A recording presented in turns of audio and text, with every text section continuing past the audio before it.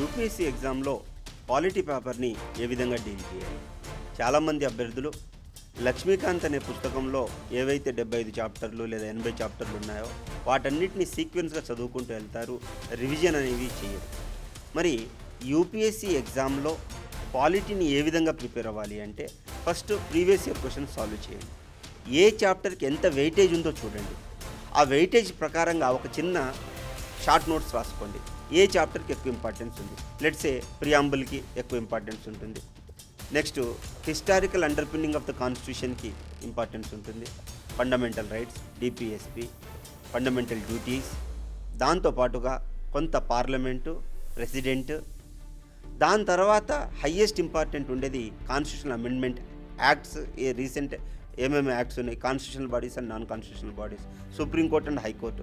ఈ యొక్క limited chapter. ఇంకొక ఇంపార్టెంట్ చాప్టర్ ఏంటంటే లోకల్ సెల్ఫ్ గవర్నెన్స్ గురించి క్వశ్చన్స్ లేకపోతే అసలు మన క్వశ్చన్ పేపరే ఉండదు. సో ఎవ్రీ ఇయర్ ఈ యొక్క చాప్టర్స్ నుంచి క్వశ్చన్స్ వస్తాయి.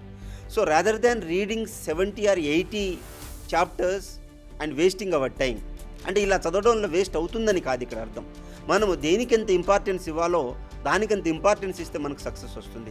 ఎందుకు బాగా చదివి ఫెయిల్ అయ్యారు అనే ఒక నింద మన మీద ఉంటుంది. సో దయచేసి మీరు ఏ సబ్జెక్ట్ చదువుతున్నా సరే ప్రీవియస్ ఇయర్ క్వశ్చన్ ఏంటి, ఏ టాపిక్స్కి యూపీఎస్సీ ఇంట్రెస్టెడ్ ఏరియాస్ ఉన్నాయి, ఆ ఏరియాస్ని చదవండి.